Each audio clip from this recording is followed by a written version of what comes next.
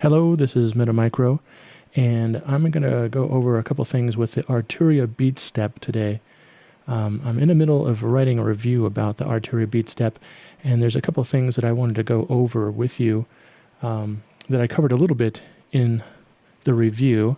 And what I'm going to do is I've got an Arturia Beatstep right here, and I've got a Meeblip Anode synthesizer. It's a very small little guy.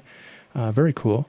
Let me, just for the sake of fun of it right here, I'm going to go ahead and grab a ruler so you can kind of get an idea of what this thing, the size of this thing is. This is a regular 12-inch ruler. So you can see it's just a little bit bigger than 12 inches, maybe 13 inches wide or so. Pretty small. And here's my hand on top of it. And the anode from Meeblip, it's about 4 inches by 4 inches. I mean, I can pretty much put the whole thing in the palm of my hand, which is actually one of the cool things about this instrument. So what I'm going to do is I'm going to show you how easy this is to hook up to this synthesizer. I'm going to hook the Beatstep up to this synthesizer right here and record a couple of the stuff that Beatstep does right here. And so let's get started right here. Okay. So this little dongle thing comes with the Arturia Beatstep, and what it does is it converts. It plugs in right here in the side into this little MIDI out jack, and you just plug that baby right in there. And I've already plugged this regular 5-DIN MIDI cable right here, and I'm just going to plug it in the back of the Meeblip here, anode. Easy peasy, no problem, right? So one of the cool things about this Beatstep is it can be used as a standalone kind of MIDI controller. It can also be used as a CV gate and a controller out here with clock going out. And it also, which most people use this for, is with this little USB port right here. They hook it right into your DAW and use it as a controller from there. But to show you how this thing is kind of like a little Swiss Army knife and why it's so useful in my studio. So I've hooked it up right here. I'm going to show you a couple things. I hooked it up to the Meeblip. I'm going to go ahead and plug in the audio out from the Meeblip. And here's a little 9-volt power supply that goes in the Meeblip anode. And there we go. So that's turned on. Okay. Now, usually this thing is powered by your laptop or computer, through the USB. It's bus powered. In this case, what I'm going to do is it's plugged into just a regular old power block like your phone that comes with your phone, your cell phone. And you can power it this way as well. So now it's going to do a little flashy kind of thing going on there. And it's ready to use. And that's all there is to it. I have now connected the Beatstep to this little synthesizer. And this synthesizer doesn't have to be this. It could be any MIDI capable external gear that you have. And in this case, I just chose this because it's really small and simple to use. So I'm going to go ahead and I've got the audio out going into a little tiny micro mix here just to make things simple. I'm going to turn it up and let's see what we get. Okay, so now I should be able to. Right now, it's in this mode. Should be able to trigger sounds directly to the synth right here.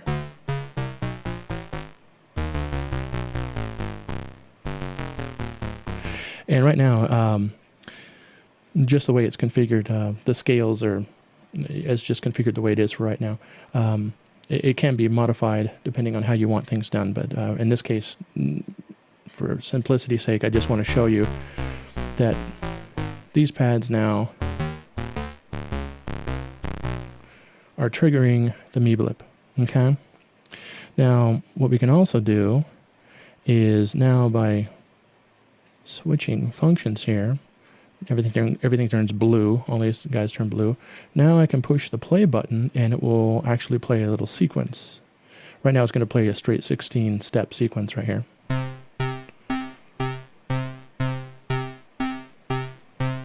All right, let's push the tempo just a little bit here for fun.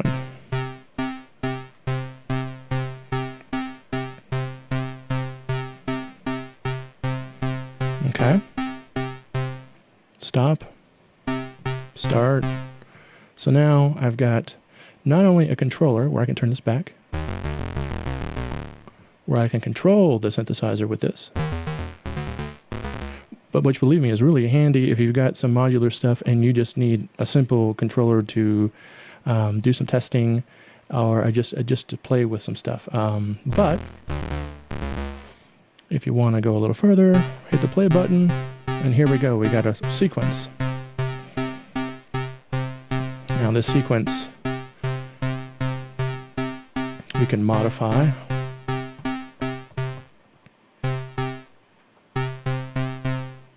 I'm going to push the tempo back up again. So all I'm doing is turning keys off and on, turning the pads. Alright. And with these knobs up here in this sequencing mode,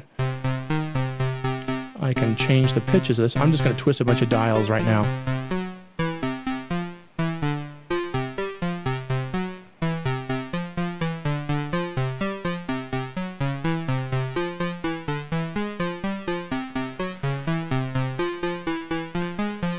Okay, so you've got that there. Let me go ahead and I'm going to bring up a sequence that I've already stored in here, because you can actually do these sequences ahead of time if you want, or I have a couple in here for just testing purposes and just for the fun of it, and that allows you to save up to 16 of these guys inside of the Beatstep. Connected to the computer or not, it will save it inside here in this internal memory, and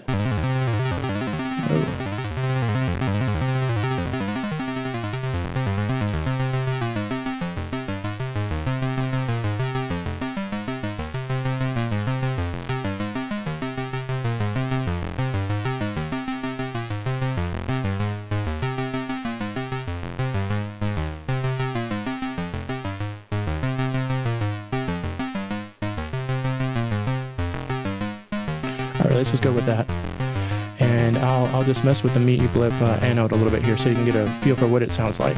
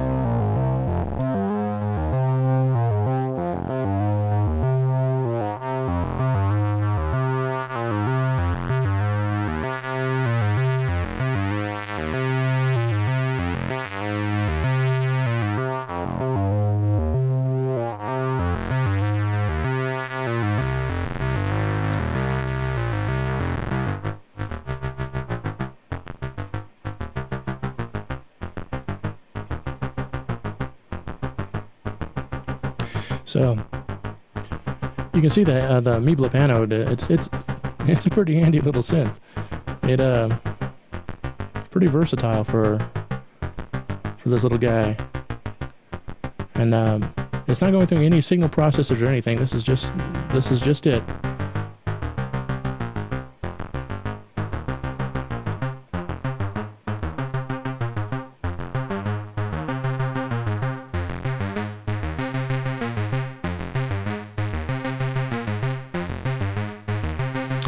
So there you go. Really simple. Again, you can switch back modes. I haven't changed any of the plug-in connections or anything here. All I did was change the Beatstep back to just a regular control mode, and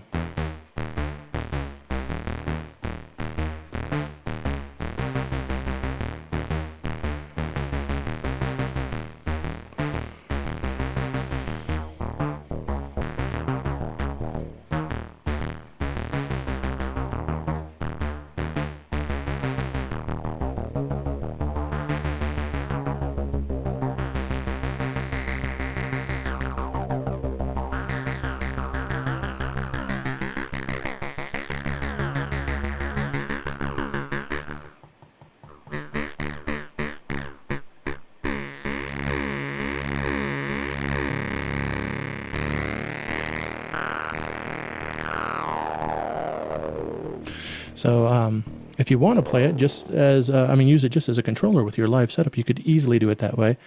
And just go ahead and play it live. Play your little parts live with it. Make some cool little sound effects with it, some atmosphere.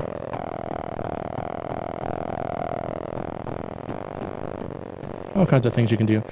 And this is just with this. And just to continue to show you how easy this is, I've got a Korg Volca Keys right over there, and I'm going to hook that up just as fast here. So watch me do this. I'm going to go ahead and turn the volume down on the Meeblip Anode, and so we don't just create a whole bunch of noise. I'm going to unplug that and unplug the MIDI connector. This is the MIDI connector coming out from the Beatstep. And let's just move this guy to the side. All right, and grab the Korg Volca Keys. It's battery powered, so I'm not going to bother hooking up any power supply. I'm just going to plug the MIDI right into here. The MIDI in, so we've got Beatstep MIDI out to the Korg Volca Keys MIDI in. Turn this guy on. Now, I haven't touched anything. Here, all I've done is just turned it on, plugged it in, turned it on, and I should be really ready to go. I should be able you can see this light flashing. It's picking up the tempo clock that the Beatstep is generating, even though I haven't pushed the play button. But it is picking it up, and it's synced with it already. So I should be able to just play these keys. Okay, first thing I need to do is actually plug in the volume so you can hear it. I can hear it just fine, so let me turn that up. Here we go, let's try that again.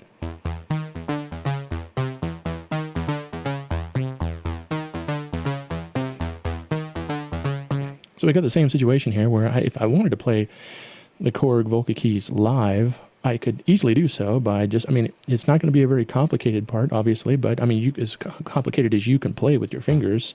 So let's just play around here for a second and...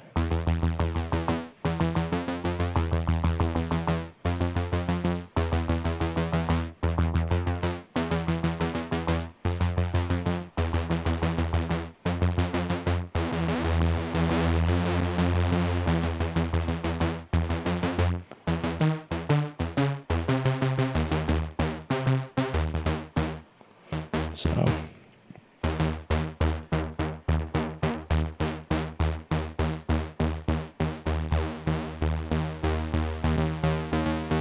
let's get a little cleaner sound in there so we can, a little bassier sound that we might use live as a kind of a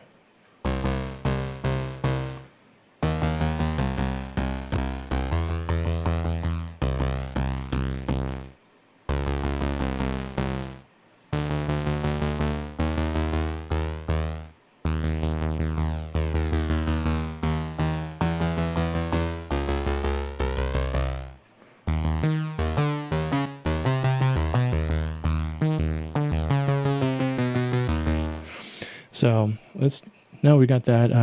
Let's go back to the sequence, and push play on here and just let it play the Korg Volca keys as a sequence. Now, since this is syncable with the clock coming out, the Beatstep is not only capable of generating its own clock, which in this case it is. It's generating the clock, which is sending it to the Volca keys, and it's playing along with it.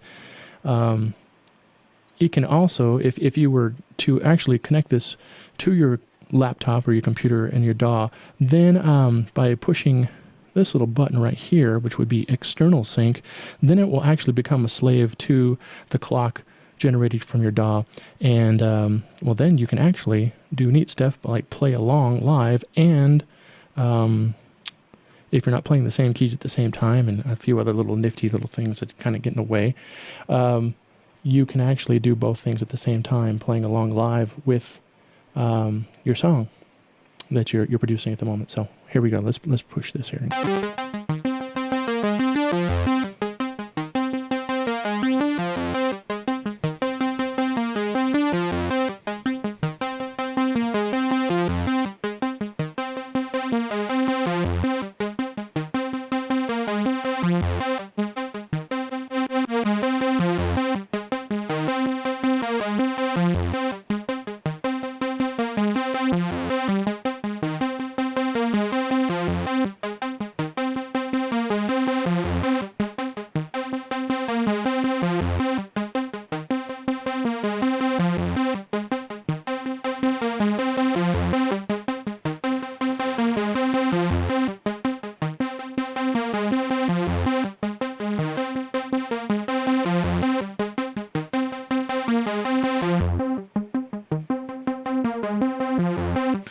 So there you go. There's the Korg Volca Keys being sequenced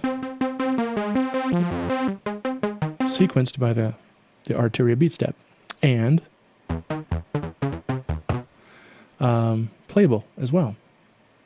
So I hope that gives you a better idea of just a couple of things that this nifty little, like I said, Swiss Army knife that I think about any electronic music studio could use in their arsenal, because it's been really handy for me just to, for example, when I'm trying to come up with some new sounds with the Korg Volca keys, or I also have a Korg Volca bass, and sometimes programming them can be a little tedious.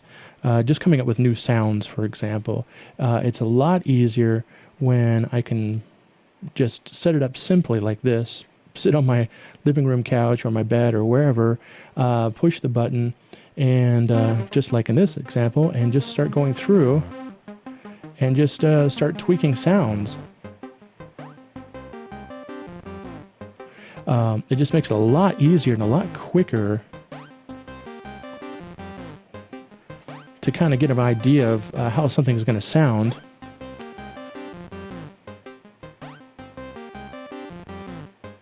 So it's been very handy for that. Alrighty. That's the Arturia Beatstep, and hope you found this was informative, and I'll see you next time. Please hang up and try again.